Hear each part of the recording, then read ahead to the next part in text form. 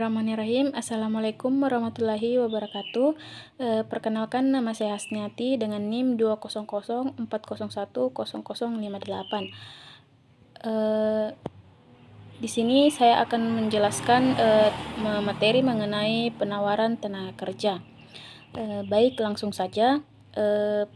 Penawaran tenaga kerja di sini adalah jumlah tenaga kerja yang dapat disediakan oleh pemilik tenaga kerja pada setiap kemungkinan upah dalam jangka waktu tertentu. Penawaran tenaga kerja juga merupakan hubungan antara tingkat upah dengan jumlah tenaga kerja. Penawaran tenaga kerja ini juga merupakan fungsi dari upah, sehingga jumlah tenaga kerja yang ditawarkan akan dipengaruhi oleh tingkat upah, terutama untuk jenis jabatan yang sifatnya khusus. Adapun contohnya yaitu apabila upah sebagai kepala pemasaran naik relatif lebih dari upah jenis jabatan di bagian administrasi, karena kebutuhan yang meningkat, maka dapat diduga bahwa kecenderungan untuk menjadi kepala pemasaran akan meningkat pula. Akibatnya, kenaikan upah akan mempengaruhi jumlah tenaga kerja yang ditawarkan. Penawaran tenaga kerja dipengaruhi oleh keputusan seseorang, apakah digunakan untuk bekerja, apakah digunakan untuk menggunakan waktunya, apakah digunakan untuk bekerja, apakah digunakan untuk kegiatan lain yang sifatnya lebih santai, atau tidak produktif tetapi konsumtif. Atau juga merupakan kombinasi keduanya. Apabila dikaitkan dengan upah, maka keputusan untuk bekerja seseorang akan dipengaruhi juga oleh rendahnya penghasilan seseorang. Selanjutnya itu adapun faktor-faktor yang mempengaruhi penawaran tenaga kerja. Di sini terdapat beberapa faktor yang mempengaruhi penawaran tenaga kerja. Yang pertama yaitu struktur umur. Di sini penduduk Indonesia termasuk dalam struktur umur muda. Ini dapat dilihat dari bentuk piramida penduduk Indonesia.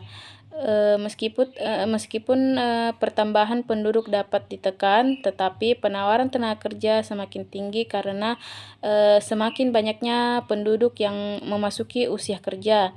Dengan demikian, penawaran tenaga kerja juga akan bertambah. Yang kedua yaitu produktivitas.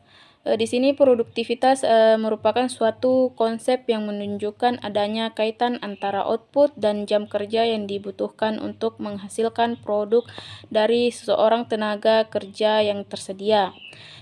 Secara umum, produktivitas tenaga kerja merupakan fungsi daripada pendidikan, teknologi, dan keterampilan.